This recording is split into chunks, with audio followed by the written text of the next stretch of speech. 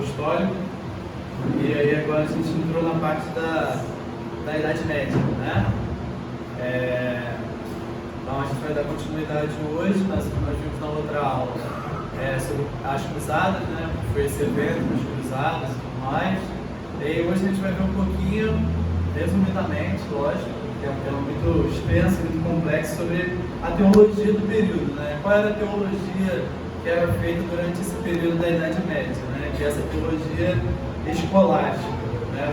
Talvez já tenha ouvido esse nome, né? Teologia escolástica. E aí a gente vai ver um pouquinho sobre ela hoje. Os irmãos fiquem à vontade para participar também, né? Eu sei que é um tema, às vezes, né, que a pessoa às vezes acha que não vai poder contribuir muito, mas a gente pode, né, ir trazendo para os nossos dias, né, muitos temas que vão ser abordados aqui. Então, os irmãos fiquem à vontade para parar e fazer seus comentários, dar suas contribuições, que isso enriquece mais, né, a aula e o aprendizado de todos nós, né?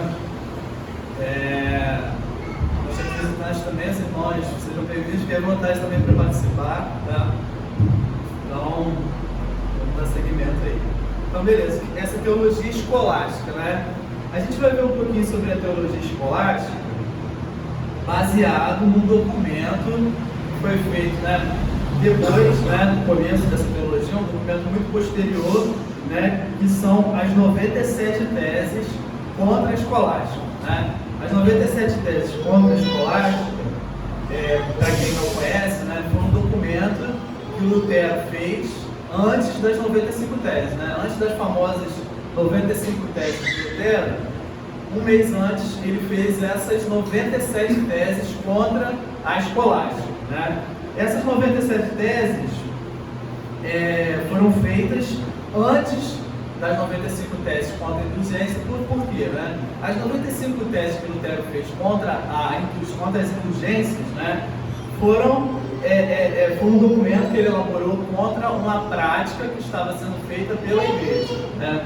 Mas Lutero sabia, né, que a prática da igreja era influenciada pelo modo como a igreja pensava, certo? Pelo modo como a igreja elaborava a sua teologia, né? Então, antes de criticar a prática, Lutero primeiramente criticou a teologia que estava sendo feita naquele período, né?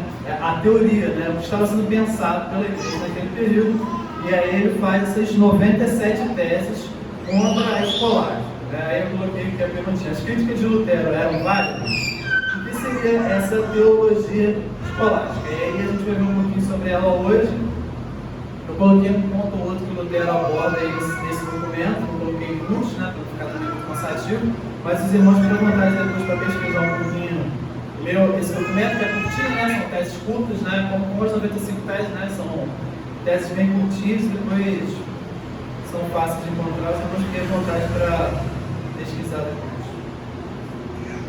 Então, beleza, o que foi esse escolasticismo, né? O escolasticismo foi basicamente um movimento que procurou demonstrar metodológica e filosoficamente que a teologia cristã é essencialmente racional e coerente, né? Essa é a definição básica aí do que seria esse escolasticismo. E aí eu pergunto, os irmãos concordam com essa definição? Acham que a teologia cristã ela é basicamente, essencialmente racional e coerente?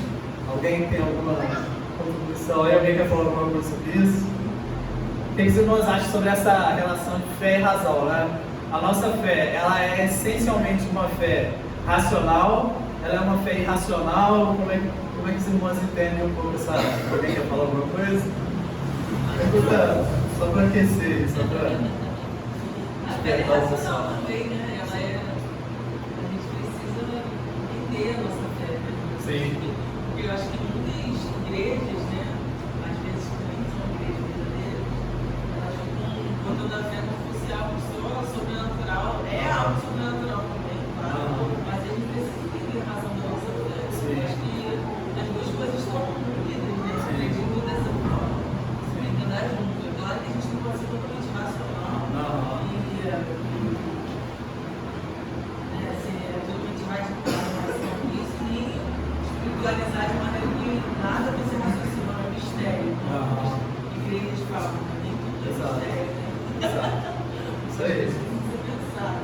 Exato. É isso aí que ele falou.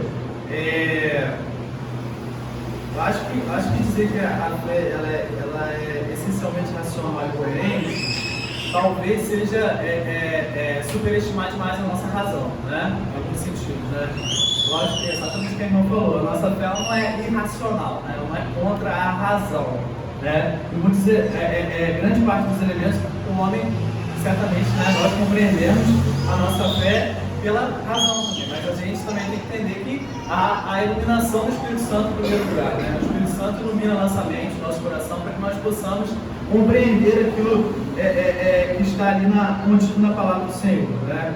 E muitas questões acerca da essência de Deus, de quem Deus é, jamais vão ser compreendidas por nós, né? A nossa razão também ela é limitada, né? Então o homem também tem que procurar, nós também, né? Temos que nos humilhar diante de Deus e compreendemos que Deus é grande demais para caber na nossa razão, que é limitada, é finita, né? E talvez seja o principal pecado desse período, né? A gente vai ver, né? Já adiantando um pouco, seja talvez superestimar demais o poder da nossa razão, né? Não se pode chegar, através da razão, ao conhecimento do Deus triuno das Escrituras, né? Jamais o homem chegaria a esse entendimento. Pelo contrário, né? A Trindade, né? Esse conceito da Trindade, numa primeira olhada seria até meio irracional, né? Não é irracional, né? Ele excede a razão, é diferente. Ele não é contra a razão, ele excede a razão. Isso é exatamente isso aí que o irmão falou. Alguém mais quer? Acho que o ponto-chave é essencialmente racional. Exato. O chave é o essencialmente. Exato. A fé cristã é racional e coerente? Mas ela é essencialmente racional e coerente. Por quê? Já começa, por exemplo, quando o verbo se encarna. Não é racional, a virgem da luz. Não é racional. Então, várias coisas que Cristo faz matematicamente não é racional. Os milagres que ele faz, então, ele excede a razão do homem. Mas, se a fé cristã é racional e coerente, mas ela não é, em última instância, essencialmente racional e coerente. Exato. E aí aqui o segundo ponto, né? No auge, tem umas letrinhas aqui que foram comidas aqui, porque o texto lá estava. No auge do escolasticismo, quase tudo era considerado acessível à cognição e classificação humana. Então, era esse entendimento, né, muito otimista, né, acerca da razão humana, né? Basicamente tudo poderia ser compreendido através de argumentos racionais, filosóficos, né? Você poderia chegar ao conhecimento de Deus, né? A parte das Escrituras, certo? Não que eles não acreditassem nas Escrituras, mas a questão do mais à frente, né? Séculos depois, o método científico e o racionalismo tem conexão? Não, sim, totalmente, porque como a gente vai estar vendo aqui, né? Com esse movimento escolástico é que surgem justamente as universidades, surge toda essa forma de se pensar, né? Acerca da realidade, né? Acerca do homem, acerca da realidade das coisas, da observação da natureza. Então, esse método científico, né? A gente pode colocar aqui as origens dele justamente esse método aqui que começa a ser empregado nesse período da filosofia natural, né? A filosofia natural é basicamente, né, a antecessora da ciência de hoje, né? Essa filosofia que parte da observação da natureza e através da observação da natureza chega aí a algumas conclusões, né, acerca do mundo, da realidade das coisas, né? Generaliza, né? Essas generalizações que a gente vê nas ciências hoje, né? Você parte de um experimento particular, né? De uma observação do fenômeno particular e generaliza aquilo, né? Isso surge aqui nesse período, né? Antes da Grécia, né? Mas é desenvolvido basicamente aqui nesse período, né? A escolástica surge com as universidades europeias, e aí aqui as 3 faculdades que existiam nesse período, né? Nessas universidades: medicina, direito e teologia. Eram os 3 cursos que existiam nesse período medieval, né? Nesse começo das universidades. Era medicina, direito e a teologia, sendo que a teologia tinha preponderância, né? A teologia era a principal e aí você tinha também a medicina e o direito. Lutero, ele começa no direito, né? Depois que ele parte para a teologia, Calvino também, né? Começa no direito, depois ele parte para a teologia, que havia basicamente esses 3 cursos. as universidades são um produto da maneira medieval de pensar. Então, toda essa forma escolástica de se pensar, né, de se empregar a filosofia, é isso que motiva o surgimento dessas universidades, né? Então, ainda que a gente vá fazer aqui algumas críticas a isso, né, a gente não pode chamar esse período de Idade das Trevas, né, como muitos chamam, né, esse período medieval como a Idade das Trevas, porque basicamente, né, o conhecimento ele é expandido de maneira muito grande aqui nesse período, e justamente as universidades surgem nesse período. Então, chamar esse período de Idade das Trevas, né, é uma crítica desonesta que é feita depois pelos iluministas, né, o movimento iluminista, né, que é aquele movimento que surge depois, que é contrário à fé cristã, contrário aos dogmas da fé cristã. Então, ele se vem com uma luz, né, com uma grande luz contra toda essa fé retrógrada, né, que limita o homem, limita a razão humana. Então, ele se vendo como luz, ele chama o período anterior como trevas, né, mas não foi a Idade das Trevas como a gente acredita, né, como é ensinado, né, em escolas e tudo mais. Um dos principais motivos para o seu surgimento, para o surgimento da teologia escolar, foram as traduções em latim das obras de Aristóteles, que começam a circular pela Europa. Eu não coloquei aqui, mas eu li no livro, interessante, né? Fazendo um paralelo, as descobertas que estavam sendo feitas nesse período medieval, né? Essas obras de Aristóteles que não eram traduzidas para o latim, né? E começaram a ser traduzidas nesse período. A gente tem que lembrar que a Europa basicamente falava o latim era o inglês de hoje, né? Então basicamente todos os eruditos dominavam o latim. Então começou a circular essas traduções da obra de Aristóteles. E aí ele fez um paralelo, esse autor, desse período com o século XIX, quando começam a surgir as teorias evolucionistas, e a igreja tem que dar uma resposta a essas teorias que estavam surgindo. Aqui é basicamente isso, novas descobertas que estavam sendo feitas ali, a igreja tentou dar uma resposta àquilo, né? Porque você não tinha a tradução dessas obras de Aristóteles, né? Esse conhecimento novo, né? Esse emprego da lógica, da ética de Aristóteles. Então a igreja estava tentando dar uma resposta a esse novo conhecimento, como a igreja tentou dar uma resposta no século XIX a essas teorias da evolução, né? Que surgiram nesse período. Uma coisa importante ressaltar, né?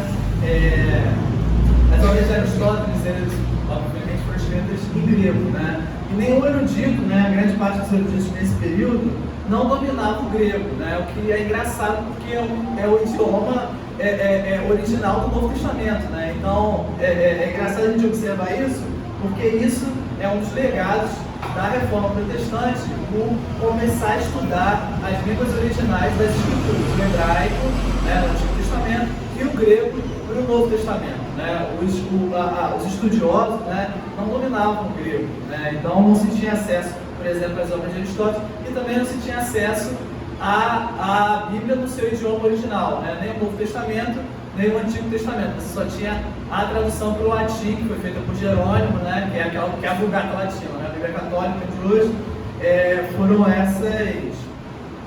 eram utilizadas, né, essas traduções para o latim das escrituras, né? Não se tinha esse ímpeto, né, de se estudar o idioma original das escrituras. E até hoje você vê como a educação católica, né, foca muito no estudo do latim, né?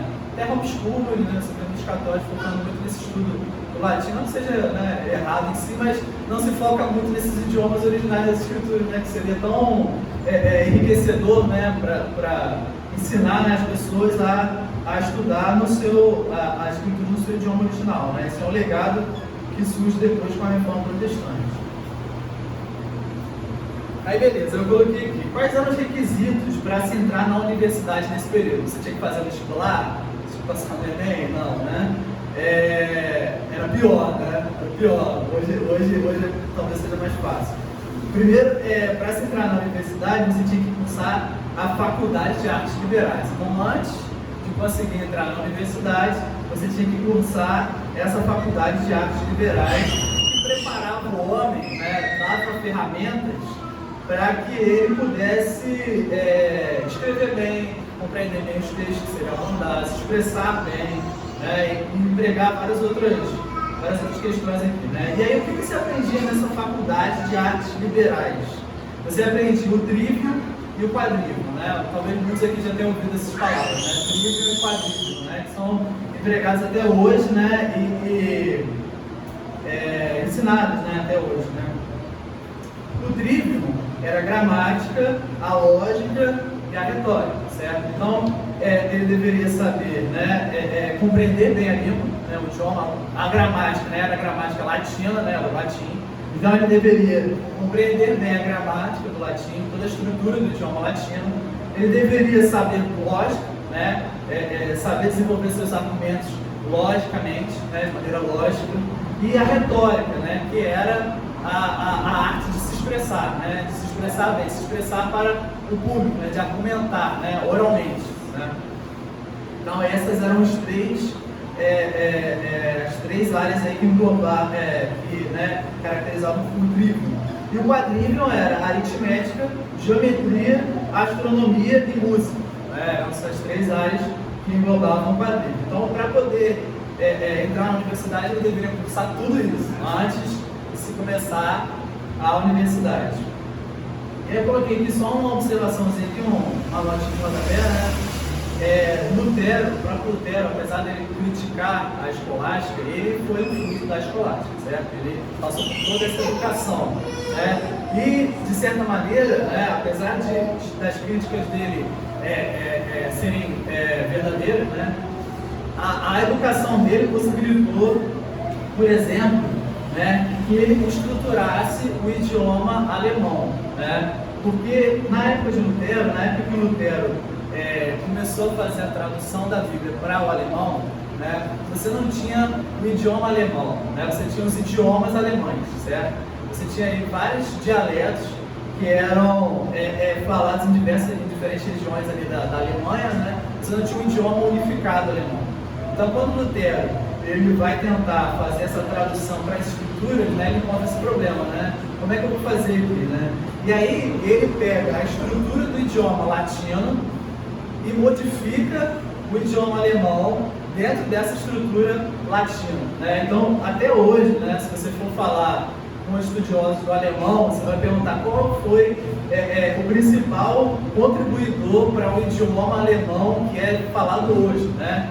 Todos vão falar que foi Lutero. Lutero foi basicamente o homem que estruturou o idioma alemão, que é o idioma falado até hoje lá, certo?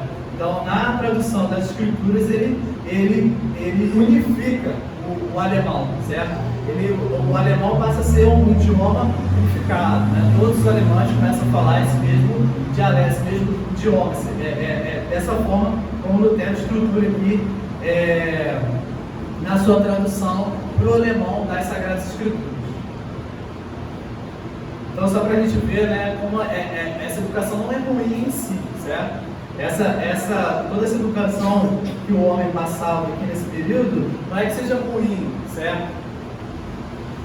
Possibilitou grandes contribuições. Você tem hoje muitos protestantes, né, que pregam essa educação para seus filhos e tudo mais. Né? São coisas muito positivas, né? Não é algo ruim. Alguém quer falar alguma coisa? Beleza. É interessante, Gustavo, que as artes liberais que você falou ali, como os católicos veem, no sentido de que isso passa apenas por conhecer por conhecer. Não há um apontamento para Deus, para a glorificação de Deus. Eu não conhecia assim, essas 97 teses de Lutero, vocês não estavam atendidos, provavelmente, mas é o que se vê hoje. Muitos ditos cristãos protestantes voltando para o catolicismo, muito por conta da intelectualidade. Sim. Pela intelectualidade. Apenas isso se resume a conhecer mais e ponto. Exato. Não aponta para a glória de Deus. Exato. E essencialmente é a diferença que a gente está vendo muito falar de educação clássica, e a educação clássica deve ser cristã. Exato, exatamente.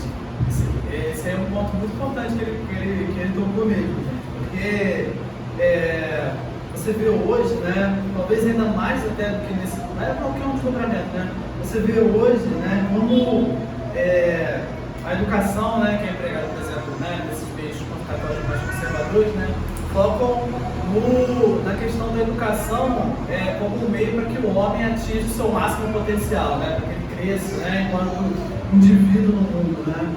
Você não toca justamente nesse ponto fundamental, na glória de Deus.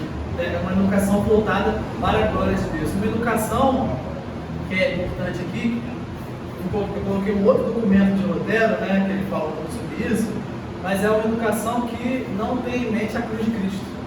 Não tem a figura de Cristo, não parte do pressuposto da cruz de Cristo, no sentido de humilhar o homem, né, de nos trazer para a nossa realidade, né, de homens humilhados diante da graça de Deus que foi concedida a nós através da obra de Cristo. Então, uma educação que não parte desse pressuposto, né, é uma educação cristã sem Cristo, né, o que é meio estranho, né? Mas esse é um ponto realmente muito importante. E a gente tem que tomar cuidado, né? Porque às vezes a gente, né, começa a estudar certas coisas e tal, e se maravilha, né, com esse conhecimento, que é um conhecimento bom, né? Todo esse conhecimento, né, esse livro, esse quadrinho, né, não é algo ruim em si, mas que o homem pega algo que é bom e transforma em algo mal, porque não tem em mente, né, a glorificação de Deus, né? Não se coloca no seu lugar, né? Enquanto criatura, enquanto alguém que de maneira imerecida recebeu a graça de Deus, né? Foi justificado pela graça de Deus. Então isso é realmente muito preocupante. Você vê também como que essa aspecto já está falando, né? Como que a teologia de sua importância.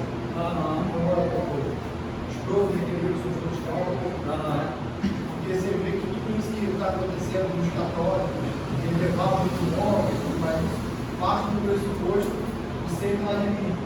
E eles adotam até hoje, né? Nós sempre agostiniano, eu sou mais uma marca aqui, mas sempre agostiniano é sempre clariano também. Sim, você é sério. Você é sempre agostiniano, você é sempre clariano.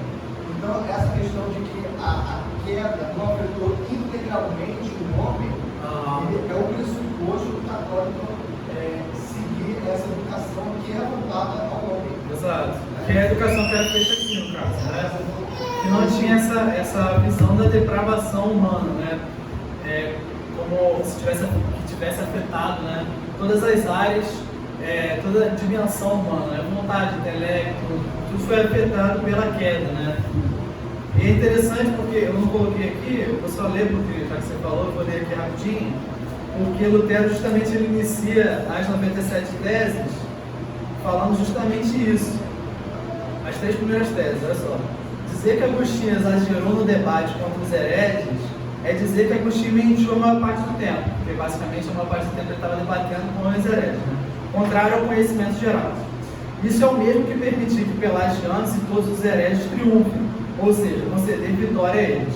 Por quê? A gente vai ver um pouquinho aqui, né? Agostinho, ele, como a gente viu, né, como grande teólogo que foi, ele influenciou todo o período depois dele, né? Nesse período medieval, né, muitos diziam serem influenciados por Agostinho, né? Mas, como a gente tinha visto, né, naquelas aulas que a gente viu sobre Agostinho tinha a visão reformada, né, acerca do homem, né, como um homem totalmente depravado, né? Toda a dimensão humana foi afetada pelo pecado. E muitos diziam que nesse tocante da depravação humana, Agostinho exagerou, né? Ele foi um pouco além no debate contra os hereges. E aí Lutero começa justamente atacando isso. Lutero, como um monge agostiniano que era, né, ele começa justamente dizendo isso. Isso é o mesmo que permitir que Pelagianos e todos os hereges triunfem, ou seja, conceder vitória a eles. É verdade, portanto, que um homem, sendo uma árvore má, só pode desejar e fazer o mal, né? Então ele inicia justamente com isso, né? Que um homem dada a sua vontade natural, ele vai naturalmente fazer aquilo que é mal aos olhos de Deus. Ainda que pareça algo bom, né, as boas obras, né, que o homem faz são trapos de imundice, né, a parte da graça de Deus, certo? Então é interessante, você tocou num ponto que justamente ele começa a falar, ele começa o documento dos 97 teses falando justamente isso. Tá, aí voltando ali, né? Aquele era o primeiro ponto, né? Para se entrar na faculdade. O segundo ponto era estudar exaustivamente o filósofo, Aristóteles, e o comentador de Aristóteles, que era esse cara aqui, Averroes, né? Então, justamente o que eu já tinha falado. Então, não dá para chamar esse período de Idade das Trevas, né? Porque você tinha que ler justamente toda a obra de Aristóteles, né? E alguém que quiser se aventurar a ler alguma coisa assim de Aristóteles, né? Se os irmãos tiverem essa coragem, né? Vão passar 2 horas para entender um parágrafo do que ele está falando, porque é uma coisa realmente muito difícil. Então, você tinha que ler toda a obra de Aristóteles, e aí você tinha um comentador de Aristóteles, né? Que é esse cara aqui, que era um muçulmano. Olha só que engraçado, né? Para entrar na faculdade de teologia, você tinha que ler um filósofo pagão e um comentador muçulmano, né? E antes das escrituras, né? Antes de você começar a estudar as escrituras, né? E aí você ia ler esse comentador aqui, que é mais difícil do que o filósofo. Então, realmente não dá para chamar isso aqui de Idade das Trevas, né? Aí Lutero, ele ataca muito essa questão de Aristóteles, justamente nas 97 teses. Ele coloca aqui: toda a ética de Aristóteles é a pior inimiga da graça, contra os escolásticos. Esse finalzinho é porque ele está falando contra quem ele está falando, né? Toda a ética de Aristóteles é a pior inimiga da graça. Ele está falando isso contra os escolásticos, né? É um erro dizer que nenhum homem pode se tornar um teólogo sem Aristóteles, contra a opinião geral. Então, porque se tinha esse entendimento de que você só podia ser um teólogo se você tivesse dominado toda a obra de Aristóteles, né? O fato é que ninguém pode se tornar um teólogo a menos que ele rejeite Aristóteles. Então ele vai ao contrário, né? Você só se torna um teólogo se você rejeitar esse filósofo Aristóteles. Aí outro ponto aqui que ele coloca: afirmar que um teólogo que não é lógico é um herege monstruoso, essa sim é uma afirmação monstruosa e herética. Isso é contrário à opinião comum. Então ele ataca aqui muito fortemente também a lógica, né? Que é engraçado que tem uma historinha de Lutero, que vocês são uma notinha de rodapé, né? Quando ele estava cursando a faculdade de artes liberais, ele faltou algumas aulas de lógica, porque ele estava tentando fazer uma tradução do Antigo Testamento, né? Aí o professor de lógica vai lá e aborda ele, pergunta, né? Aí ele fala: não, professor, desculpa, que eu estava fazendo aquela tradução aqui do Antigo Testamento. E o professor agarra ele e fala: você nunca vai ser um teólogo se você não passar na matéria de lógica. Aí ele chega aqui no 97 teses e bate na lógica, porque ele desenvolveu um ódio muito grande por essa disciplina, né? Pelo estudo da lógica, né? Só uma notícia só para ele. Porque, né, ele ataca aqui e fala que essa é uma afirmação monstruosa e herética, né? Por quê? Né? Porque ele já tinha ódio dessa disciplina lógica, né? E aí aqui, o sistema escolástico se caracterizava por um forte rigor acadêmico, como a gente falou, né? Não dá para chamar isso aqui de Idade das Trevas, né? Pelo contrário, acho que eles eram racionais até demais, né? Eles exageravam talvez até essa questão racional, né? Aquele que obtinha o título de mestre, né? Então você tinha que passar, né? Eu dei uma pulada aqui, só para também não ficar muito cansativo, mas você passava pela faculdade, você lia toda essa obra desse filósofo, né? Do Aristóteles, desse Averroes, que é muçulmano, né? É importante a gente falar, né? Só uma observaçãozinha. A obra de Aristóteles, ela vai para o Ocidente, justamente pelas traduções que são feitas pelos muçulmanos. Então são os muçulmanos que traduzem a obra desse filósofo e trazem ela para o Ocidente, né? Então depois de passar por tudo isso, você cursava na universidade, você estudava as escrituras, né? Você tinha essas aulas e tal, e aí depois você obtinha o título de mestre. E aí você exercia basicamente 3 atividades como mestre, né? Essa lectio, né? Você expunha e explicava vários textos diferentes, né? De teólogos, filósofos do período. A disputatio, que era a discussão de um problema colocado a partir de uma pergunta, resolvido por meio de argumentos lógicos. Essa disputade aqui, que é uma discussão, né, é o que Lutero faz quando ele publica justamente as 95 teses contra as indulgências e as 97 teses contra a escolástica. Lutero, ele não está sendo, né, como os católicos dizem, né, ele não está sendo um rebelde, né, ele está justamente pregando algo que era muito comum na época, que eram os debates, né, essa disputade aqui são debates, né, então ele está chamando, né, a igreja ali, né, os teólogos da igreja ali, para um debate, ele não está sendo, né, esse rebelde, né, que pindam ele, né, e os dois documentos, né, esses dois documentos, eles justamente em latim eles iniciam com esse nome aqui, disputate, né? Disputa acerca de tal coisa, entendeu? Ele não está sendo ali um rebelde quando ele está fazendo esses dois documentos, né? E a pregação, né?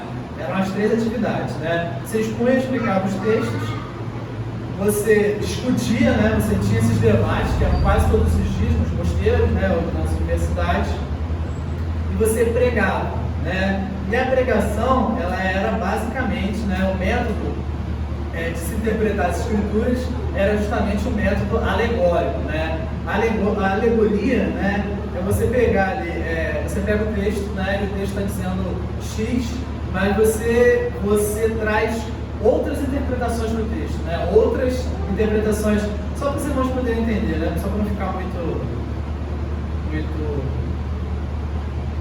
abstrato, né? Se os irmãos que quiserem abrir aí, vamos abrir Deuteronômio 21. Deuteronômio 21, a partir do versículo 10.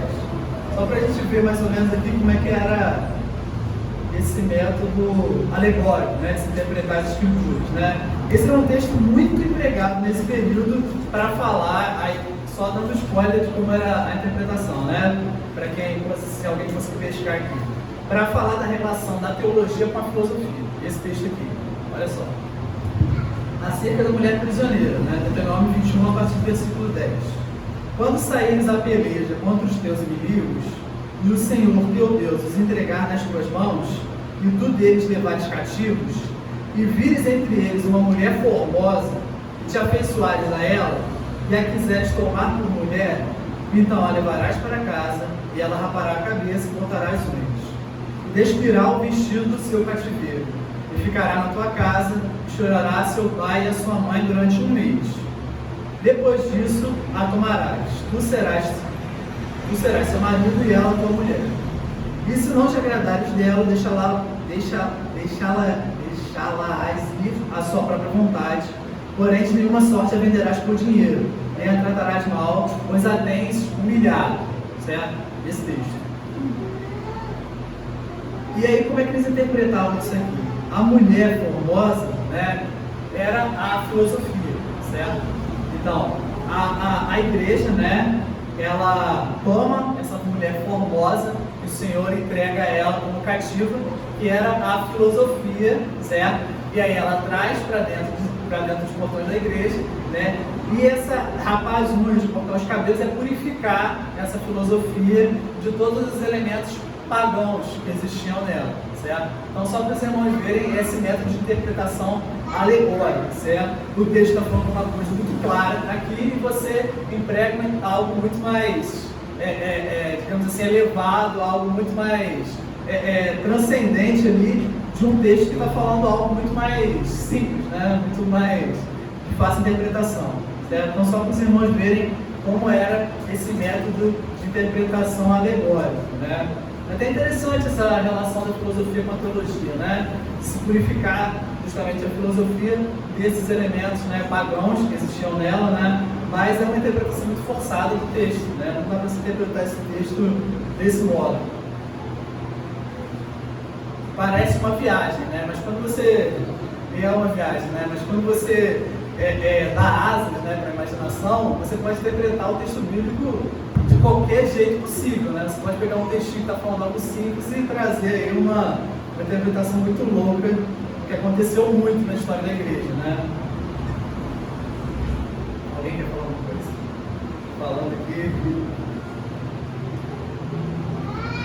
É interessante que, como lembrar o teólogo, o irmão vai lembrar, que fala que a gente tem que ler a Bíblia contra nós mesmos. Ah, é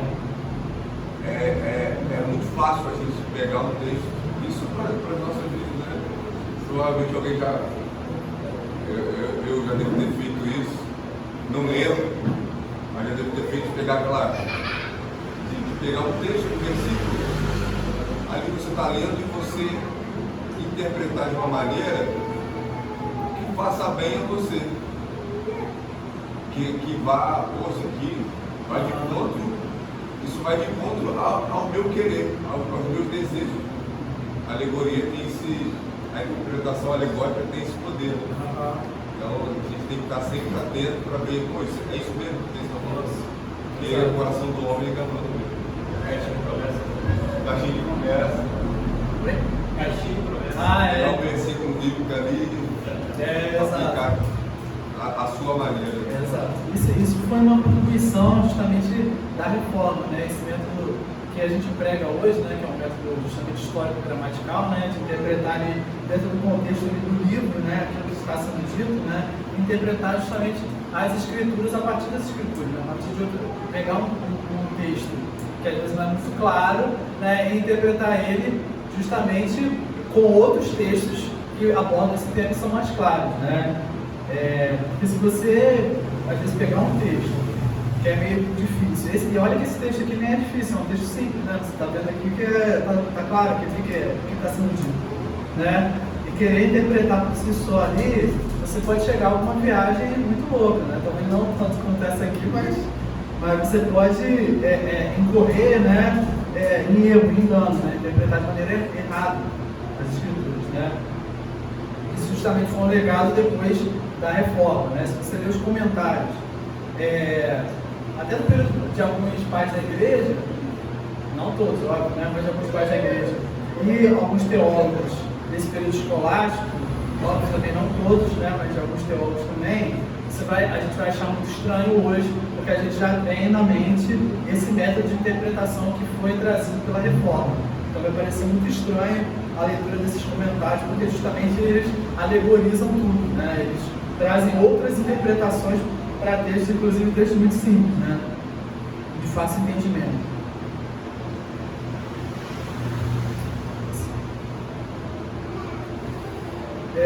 A doutrina tomista de que a razão precede a revelação como instrumento de conhecimento, que é completada pela revelação, descambava para o perigo de que a verdade conhecida por esses dois métodos poderia se separar em duas esferas, a secular e a sagrada. A doutrina tomista, né, de Tomás de Aquino, que foi o principal teólogo de todo o período medieval, né? Tomás de Aquino foi realmente um grande teólogo, né? Mas ele justamente entendia, né, que a razão, o homem conhece as coisas, né, a partir da razão, a partir da sua própria racionalidade, ele conhece, né, acerca das coisas. E essa razão, ele entendia, né, ela é insuficiente, mas ela é completada pela revelação. Então parece algo estranho, né, porque o homem começa a compreender.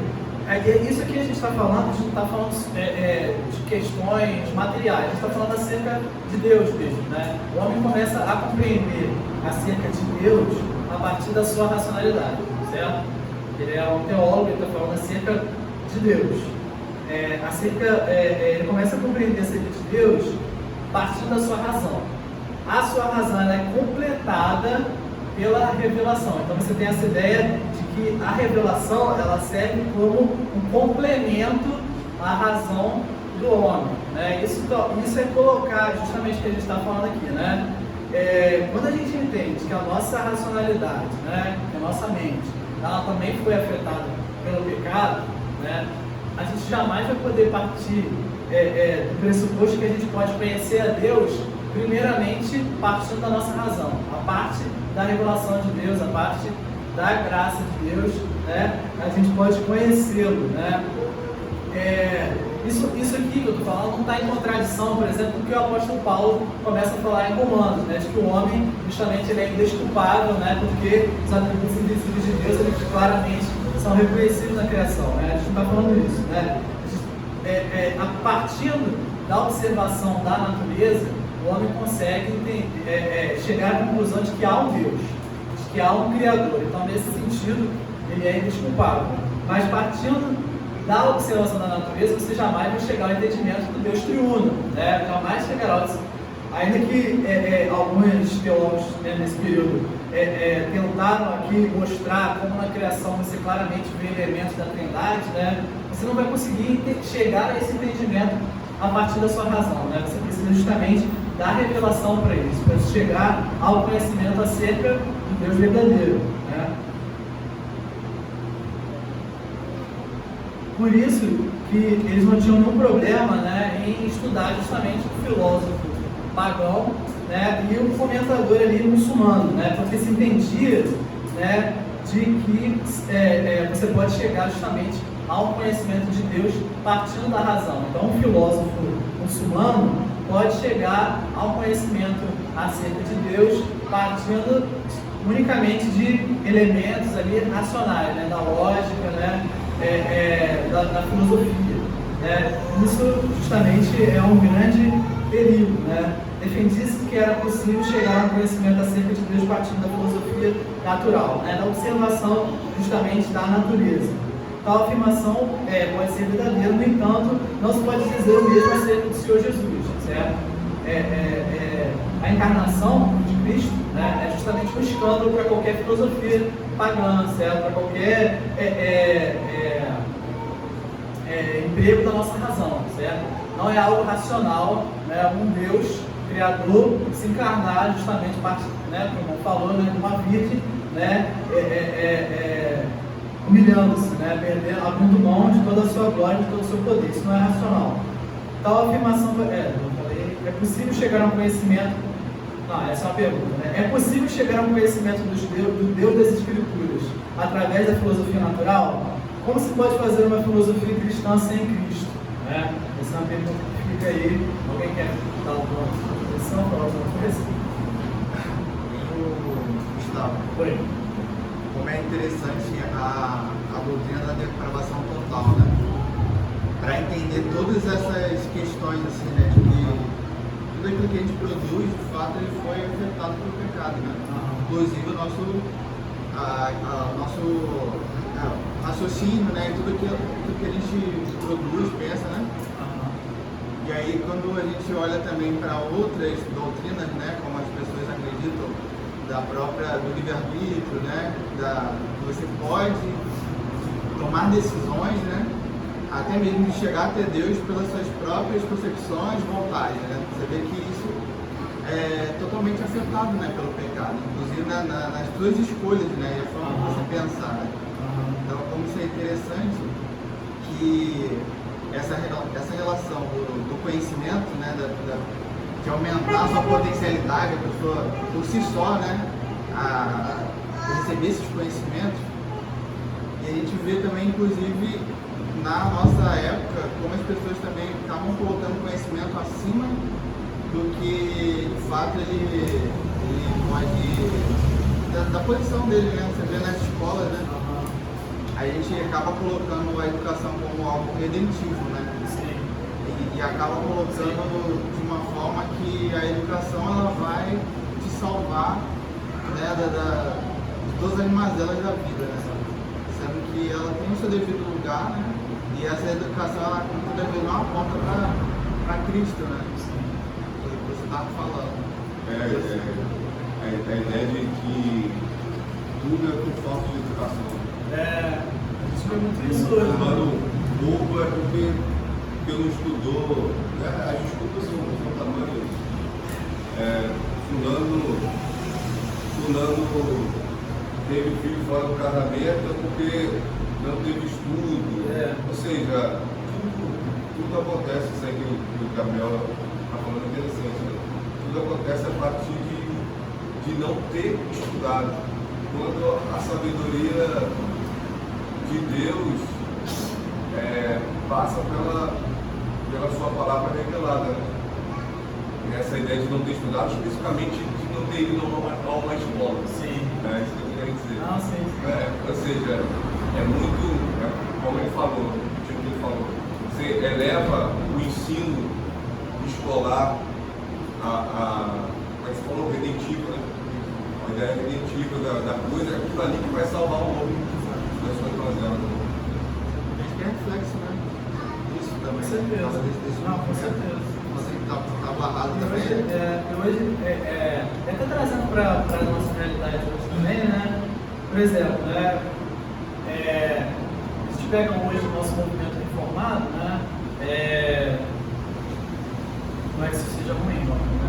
Mas o movimento reformado, muitos, né? Reformados, né? São os grandes intelectuais aqui no movimento protestante, né? Aqui no Brasil, né? E aí você vê muitos jovens, às vezes,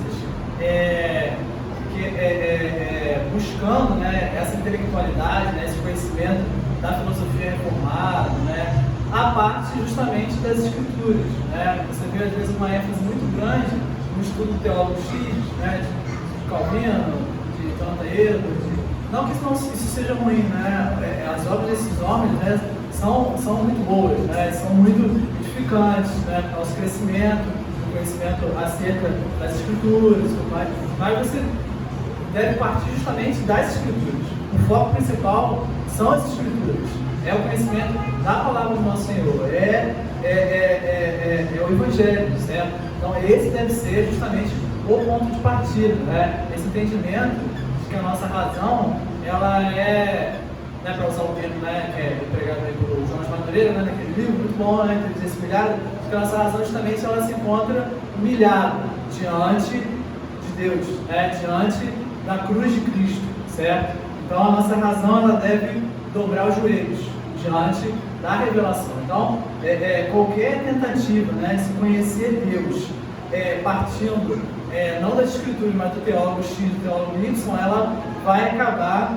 enredando, né, em arrogância intelectual, que a gente vê muitas vezes no nosso movimento reformado, né? Não queria prazer sobre a questão da filosofia natural, além da queda ter prejudicado o modelo da nossa masculinidade, a queda já não também amaldiçoou a terra. Então, até mesmo a questão de se a gente está olhando para a natureza, mesmo com a nossa tentando olhar direito, tem coisas na natureza que podem levar a um determinado centro de Deus. Sim.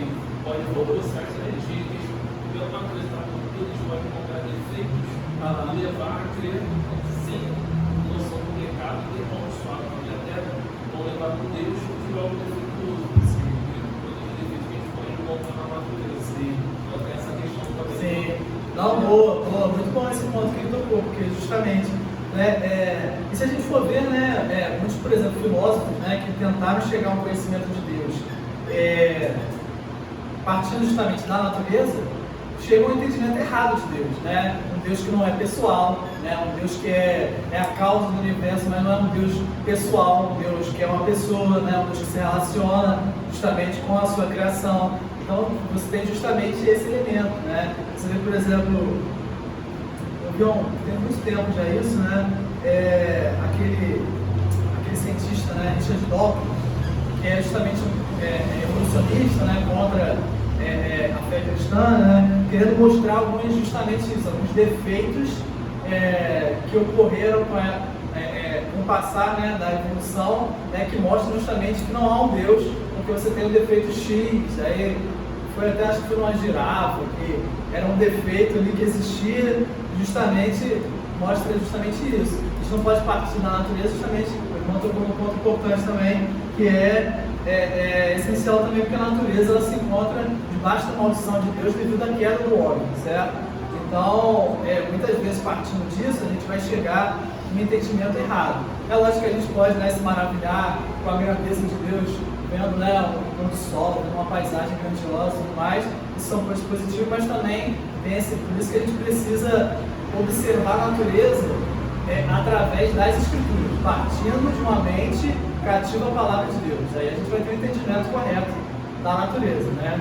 Deixado ao léu, a gente vai chegar justamente a entendimento errado. Então, é importante também. Só comentando a questão do que o Gabriel estava falando aí, da educação, né? Porque hoje é engraçado, né? Porque tem uma ideia de que a educação ela redime o homem, a educação em si, mas ao mesmo tempo se afastou durante um tempo, aí hoje ainda mais do que a educação, né? A ideia de educação é ser parte do ponto que a criança ela é empurrada para si mesma e ela tem que ser guiada para fora de si, olhar ao redor, olhar para o próximo, ser limitada na sua atuação, né? Porque ela tem a maldade em si, então ela precisa de alguém com maturidade para frear isso e guiá-la nesse caminho da questão do todo, né? Sim. E você tem, será que isso que nós temos hoje é educação desses termos? Exato. Hoje foca-se muito mais na parte de uma gramática, matemática, mas perdeu-se a ideia de coletividade, de valores de sociedade mesmo, né? Questão de moralidade, de ética, tudo isso foi retirado da escola, primeiro da família, né, que não passa mais isso, e da escola, e você tem uma análise totalmente contrária a essa ideia de educação, que é o mentor, né, Paulo Freire, digamos assim, que é uma ideia de que o professor ele é um auxiliador, né, ele tem que deixar o aluno guiar a sua educação no próprio caminho. O potencial que já está ali adormecido. Exatamente, esse potencial imaculado que tem na criança. Né? Então você vê a ideia totalmente, o que é trabalhado totalmente em educação, que é religioso em si, né? Parte da revelação de Deus, de que o homem é mau, ele é caído, ele realmente precisa de um guia, que são os pais, primeiro, depois os mestres que vão auxiliar essa responsabilidade dos pais, para um lado de que a criança ela é boa, ela tem um potencial imaculado dentro de si, e que aqueles que são mestres, os responsáveis pais, mestres, professores, eles não são mais o mentor, mas apenas auxiliadores. É o serviço absurdo da sala de aula. Essa é a protagonista. É a protagonista, exatamente. Cara, isso é muito. E chama-se isso de educação. Isso é muito. Eu lembro agora, eu não lembro qual foi o livro agora, mas C.S. Lewis fala uma coisa interessante sobre a educação, né? Se você pegar um homem mau, né, você educá-lo, você só vai dar mais ferramentas para que ele seja mau, sabe? Se a gente for pegar, por exemplo, né, um exemplo muito claro disso, né, relativamente recente, a Segunda Guerra Mundial, certo? Você teve ali uma série de atrocidades, né? Se você parar para estudar um pouquinho o movimento nazista, os alemães ali naquele período, né, você vai ver que eles eram os homens mais inteligentes da Europa. Os cientistas nazistas, né, eram os homens mais inteligentes do Ocidente, basicamente, né? A Alemanha era o centro intelectual do mundo naquele momento, certo? E você vê o tamanho de atrocidades que eles cometeram, mesmo sendo tão bem educados, né? Todos os oficiais, por exemplo, da SS, né, que era o esquadrão anti-extermínio nazista, eram doutores, certo? Então, você vê que a educação, a bomba atômica, por exemplo, né, a educação por si só, né, ela não torna o homem bom, ela só dá, ela dá uma potencialidade maior para o homem cometer atrocidades no mundo, certo? Um homem mau, bem educado, ele consegue cometer muito mais atrocidades do que um homem sem nenhuma educação sendo mau, certo? Então, é justamente isso, né? Uma educação que não parte justamente da graça de Deus, né? Que não de um coração não convertido, certo? Ela não vai trazer o homem nada de bom, certo? Bom no sentido de justamente levá-lo ao Senhor, né? Para que ele justamente volte ao propósito original para o qual ele foi criado, certo? Ele só vai justamente crescer em arrogância, né? Isso só gera mais arrogância, certo? E o que o Senhor abomina, né? Essa arrogância do homem. E aí, aí eu coloquei aqui, eu tenho muitos pontos aqui, né? Mas porque esse aqui é bem interessante, né? E resume um pouco tudo que está sendo dito aqui. Essa controvérsia de Heidelberg foi uma controvérsia, foi uma disputa, né? Um debate que Lutero fez, né? No castelo de Heidelberg, né? Contra alguns monges, se eu não me engano, acho que agostinianos, né? Um ano depois dele publicar as 95 teses, né? Então, em 1518, ele entra nesse debate aqui com esses monges, e é muito interessante, porque ele resume o período da escolástica como a teologia da glória. E o período justamente que estava se inaugurando, né, da reforma protestante, como a teologia da cruz, certo? Então você tem a teologia da glória e você tem a teologia da cruz. Por que teologia da glória? Porque o homem acreditava, além do homem, além de se entender, né, de que o homem não era naturalmente mau, né, se acreditava justamente que o homem, partindo da observação da natureza, sem o auxílio das escrituras, né, ele contemplando a natureza, ele contemplaria a glória de Deus, né? Então você tinha muito esse foco justamente na grandeza da natureza para se contemplar a glória de Deus. E o que Lutero estava tentando, né, implementar aqui é justamente a teologia da cruz, certo? Uma teologia e uma filosofia cristã que parte justamente da cruz de Cristo, certo? Da realidade do nosso pecado, certo? Da grandeza do nosso pecado, né? Do tamanho da ofensa que foi justamente perdoada, né, através da obra de Cristo, certo? E isso é algo justamente para trazer o homem para a sua realidade de humilhação, né? Que é o que a gente está abordando aqui, né? Humilhado diante da graça de Deus. E aí ele coloca aqui: o homem que acredita poder obter graça e fazer tudo o que lhe é possível.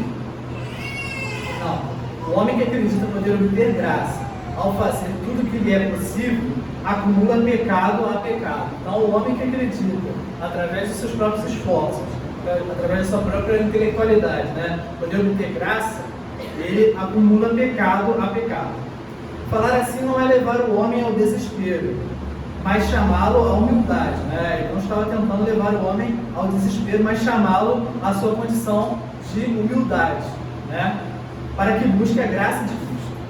É seguro que o homem precisa se desesperar consigo mesmo para estar preparado para receber a graça de Cristo. Então, é aquilo, né, que a gente sempre aborda aqui, né? O homem precisa ter consciência do tamanho do seu pecado, da sua depravação, para que ele busque a graça de Cristo, né? O homem que não entende que ele está doente, ele jamais vai buscar o médico, certo? Então, você levar o homem primeiramente à consciência do seu pecado, para que ele se arrependa, né, e se achegue e se chegue aos pés de Cristo. Não é digno de ser chamado teólogo aquele que reconhece e compreende por meio das obras dele a essência invisível de Deus. Então ele fala aqui, não, o teólogo, né, não é digno de ser chamado teólogo aquele que acredita que pode, observando as obras de Deus, chegar à essência de quem Deus é. Isso não é um teólogo.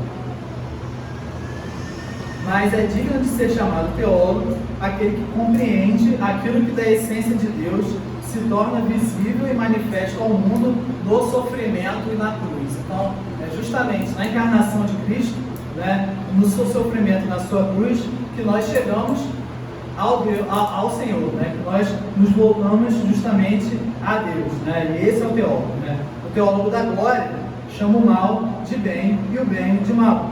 O teólogo da cruz chama as coisas como de fato são.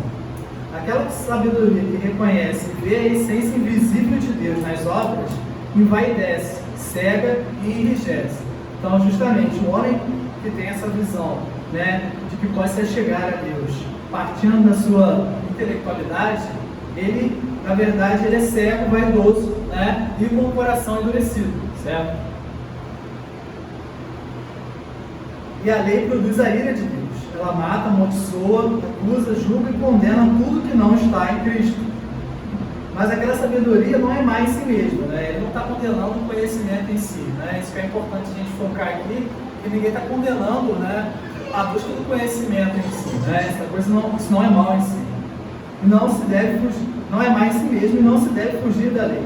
Mas sem a teologia da cruz, o homem abusa e torna o melhor e pior, né? Isso resume bem o que a gente está falando aqui, né? Sem a cruz de Cristo, o homem pega o que é bom, esse conhecimento que é dado por Deus, e torna isso em algo ruim, né? Em algo que gerará condenação para si mesmo, certo? Então ele pega uma coisa boa, né, que Deus nos concede, e torna aquilo em algo ruim, né? Algo passível de condenação. Não é justo aquele que faz muitas obras, mas aquele que sem obras crê muito em Cristo. Então, a nossa fé justamente não é pelas obras, né? É justamente pela fé em Cristo Jesus. Acho que esse documento é um documento muito importante e resume muito bem o entendimento de Lutero e o nosso entendimento também, né? Acerca de todo esse período da escolástica. Não é que seja de todo ruim, tem muita coisa boa ali, né? Mas talvez não seja interessante, né, para a gente se esmerar tanto em estudar esses teólogos sem antes ter muito bem fundamentada as escrituras, né, e toda a nossa herança reformada, né? Acho que talvez seja muito mais edificante para nós, né, focarmos nisso para depois estudar esses teólogos medievais, né? Justamente é aqui que surgem todas essas doutrinas católicas de hoje, né? Então, realmente, o catolicismo romano, diferente do período da patrística, né, aqui é muito forte, né? Mas, lógico, tem coisas muito boas, como mais de Aquino talvez seja o homem mais inteligente aí da história da igreja. Realmente era um cara fenomenal, mas, assim, né, muita coisa ali deve ser lida, né, com ressalvas. Alguém quer falar alguma coisa?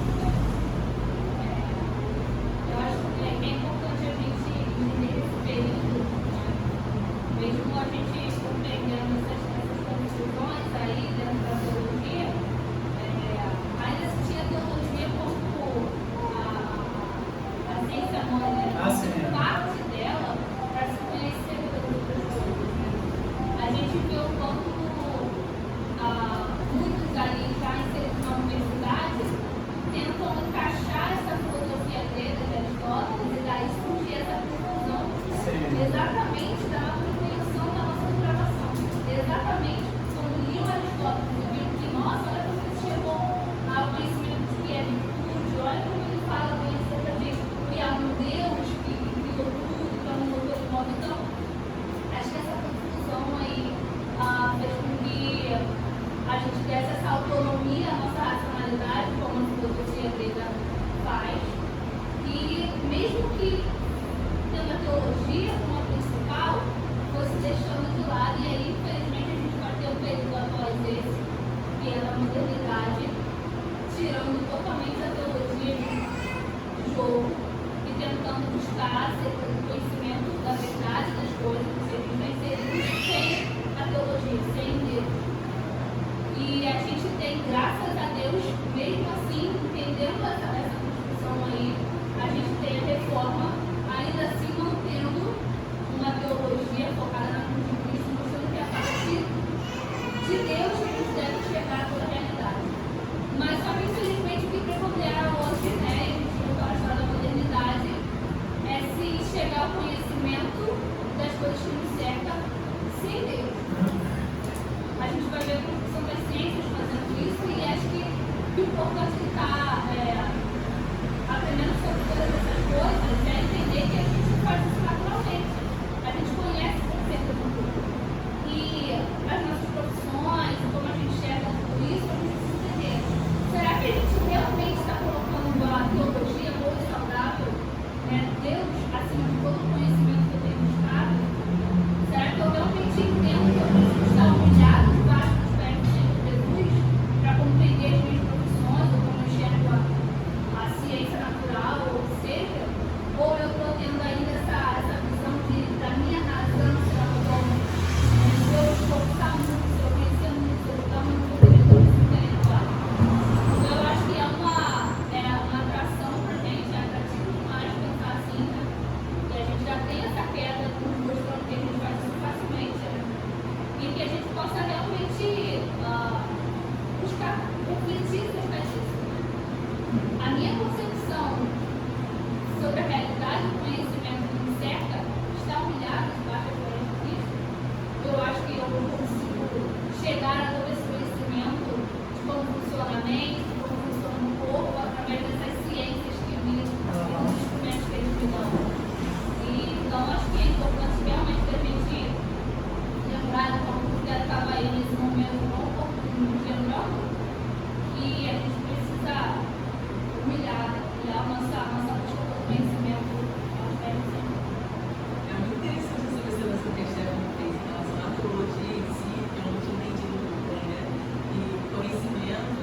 baseado na teologia, e daí que vinham as outras, né, filosofia e tal.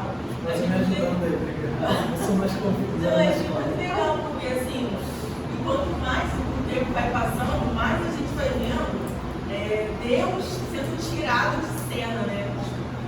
Por exemplo, nas escolas, né? Antigamente, se a gente for parar aqui para lembrar ou para analisar, às vezes tinha um estudo religioso, né? Aquela questão não só por uma questão talvez cultural católica, né? Como o nosso país, tem essa raiz, né?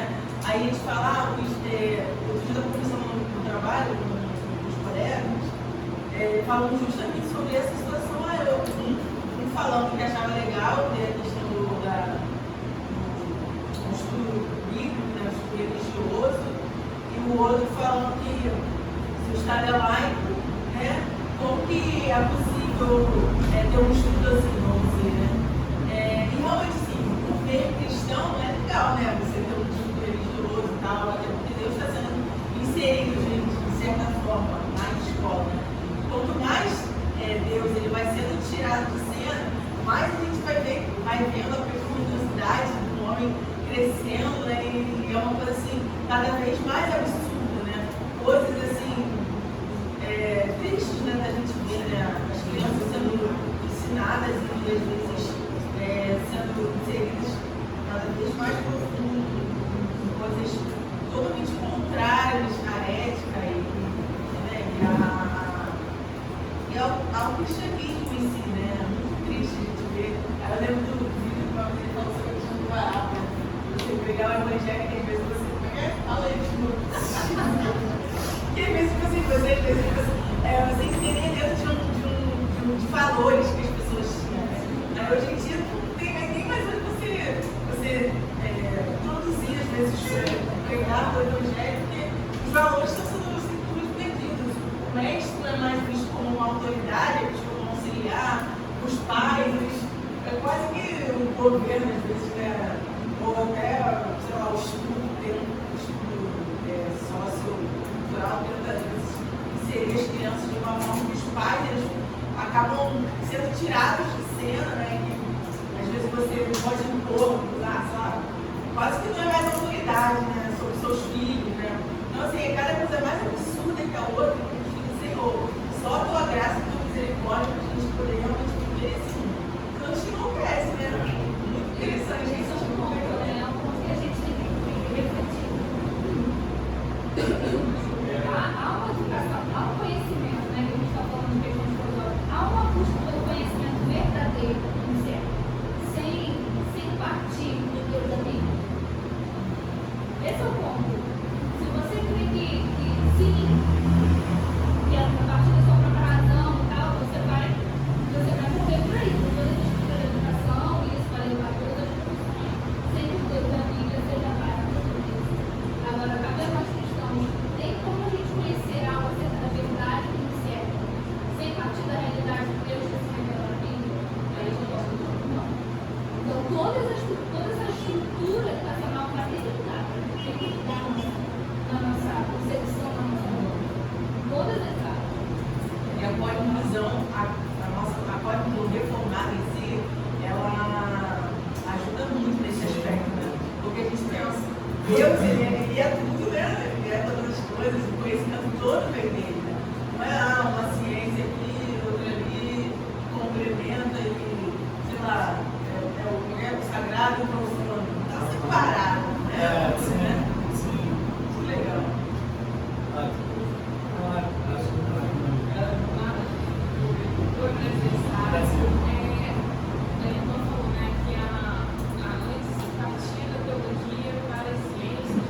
E é interessante pensar que assim, a teologia errada como uma ciência errada. Sim. Então, a escolástica, ela tinha uma teologia errada. Exato. Né? Então, quando os Lutero vem, ele fala,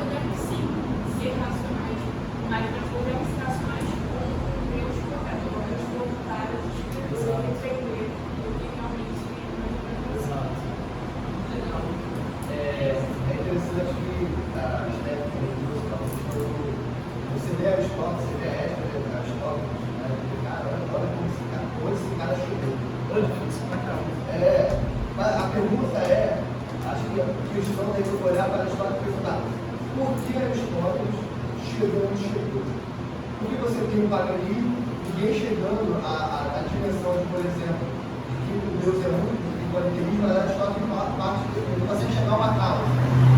Aí você se pergunta por quê? E é muito interessante que você se pergunta por quê, porque agora a visão cristã vai para Deus e não para Aristóteles. É a visão de Clemente Alexandria. Clemente Alexandria falava que os filósofos pagãos foram na providência divina ário dos pagãos para a plenitude dos tempos que é Cristo Jesus. Preparando. Então Deus fez a filosofia grega com toda a sua imperfeição, aquele ideal de buscar a verdade, de buscar o politeísmo é tudo. E quando vem Jesus Cristo, é realmente a plenitude dos tempos. É realmente tanto, quando a Bíblia fala que é a plenitude dos tempos, é a plenitude dos tempos.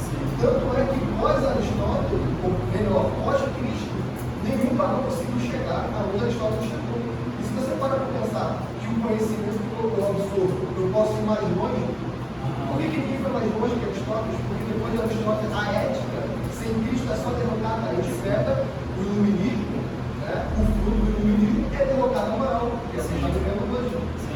É a derrotar a moral. Por quê? Porque o período da grega ali foi da providência divina, usando até mesmo os livros, para que quando o Evangelho fosse pregado pelo apóstolo Paulo em Atenas e outros lugares, ele já tivesse esse ideal. Ele já tivesse esse ideal de que, poxa, na verdade, mas que Paulo, por exemplo, pregando no pós-modernismo de hoje em dia, não, a verdade não existe. Mas que loucura que seria muito mais difícil. Então, o nosso Deus, que a gente muitas vezes esquece, que a gente vai falando aqui, é um Deus soberano. É um Deus que governa a mente e o coração dos ímpios. Os gregos eram de Deus. O pensamento grego era governado por Deus. Você foi levado pela providência divina até Paulo chegar lá e evangelizá-lo. Quando a gente perde isso, a gente perde o Evangelho. A gente glorifica as histórias e não glorifica a providência divina. Glorifica a razão humana e não o Cristo que veio para nos mostrar o que é realmente de fato importante. Toda a história humana, ela é a respeito de Cristo.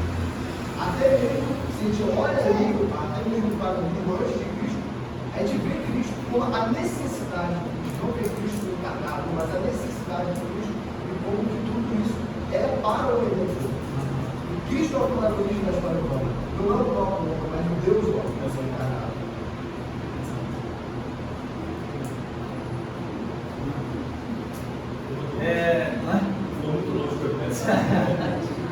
Cara, muitas coisas interessantes, né? Porque se eu parar para falar tudo, mas esse ponto é interessante porque a gente às vezes acha que Deus está agindo única e exclusivamente ali em Israel ou aqueles povos ali que são usados para juízo de Deus, né? Porque Deus, na verdade, ele está agindo soberanamente em todos os povos, né? Quando a gente fala plenitude dos tempos, né? É justamente a plenitude dos tempos, não só de Israel, né? Não no tempo de Israel, mas nos tempos, né? Você imagina se Paulo tivesse que chegar ali nos gentios pregando esse conceito de um Deus único, que era completamente estranho para eles.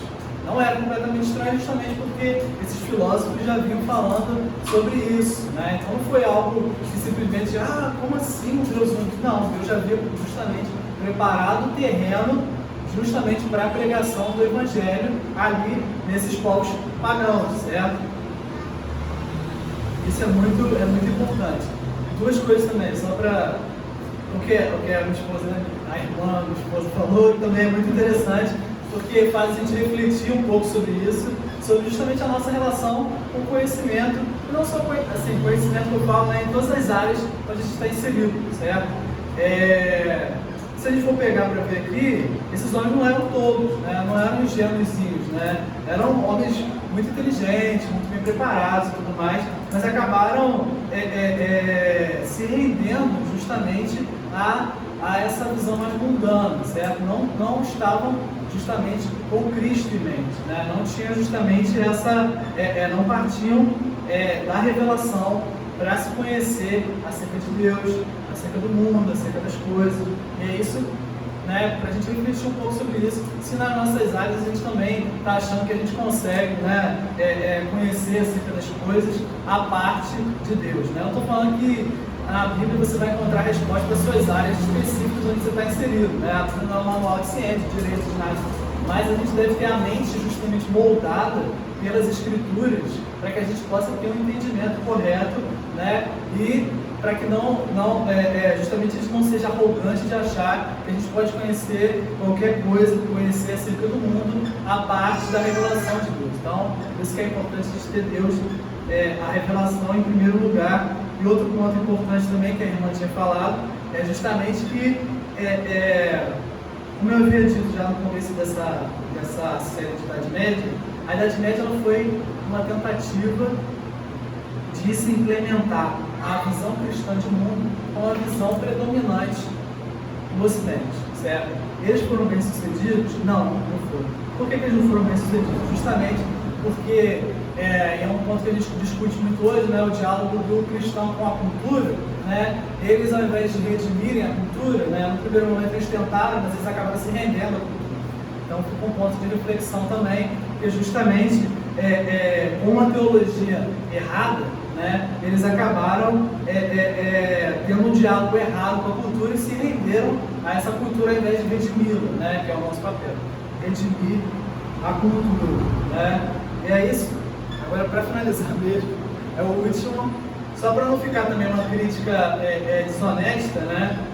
Nem todos, obviamente, tinham essa visão acerca da razão, do conhecimento do homem e tudo mais, só para a gente não... Haviam exceções, como esse aqui, por exemplo, nós temos de Cantuária, que fala o seguinte: ó Senhor, reconheço e rendo-te graças por ter criado em mim essa tua imagem, a fim de que, ao recordar-me de ti, eu pense em ti e te ame. Mas ela está tão apagada em minha mente por causa dos vícios, tão embaciada pela névoa dos pecados, que não consegue alcançar o fim para o qual a fizeste, caso tu não a renoves e a reformes. Não tento, ó Senhor, penetrar a tua profundidade, de maneira alguma minha inteligência molda-se a ela, mas desejo ao menos compreender a tua verdade, que o meu coração crê e ama. Com efeito, não busco compreender para crer, mas creio para compreender. Isso é essencial, certo? Ele não parte aqui justamente do homem, ele está partindo de Deus. Primeiro ele crê, certo? Ele crê na verdade revelada, para depois ele buscar compreender com a sua mente racional, certo? Efetivamente creio, porque se não cresce, não conseguiria compreender. Então, só para a gente ver aqui, né, que não eram todos, obviamente, né? Ainda que o Anselmo ele venha muito antes de Tomás de Aquino, ele é considerado aí o pai da escolástica, né? Porque justamente ele empregava aí a razão para se chegar a conhecimentos acerca, né, da natureza, do homem e tudo mais, mas ele partia da revelação, certo? Então isso é importante, né? Só para a gente também não ficar também só batendo. Nem todos eram assim, certo? Então, enfim, aí fica aí a reflexão, né? Eu vou finalizar, porque já está muito tarde, só para não ficar. Eu espero que tenha ficado claro, às vezes eu acabo falando muito e sendo meio cansativo, mas que possa ser proveitoso para a gente, né? Levar a gente a reflexão acerca do conhecimento, acerca da limitação da nossa razão, certo? Para que nas nossas áreas onde nós estamos aí inseridos, né, nós tenhamos em mente a nossa condição humilhada diante de Cristo, né? Nossa razão, todos os nossos esforços não são nada, certo? Comparado à grandiosa obra da redenção que nosso Senhor Jesus fez por nós, certo? E nós devemos buscar, né, sempre, né, orarmos ao Senhor para que Ele nos ilumine, né, para que nós não venhamos, né, acreditar em nós mesmos, no nosso próprio potencial, mas nos apeguemos a Cristo, né? Então, que nossa mente esteja realmente cativa à palavra de Deus, certo? Então, finalizamos aqui, vamos orar, né, para que o Senhor possa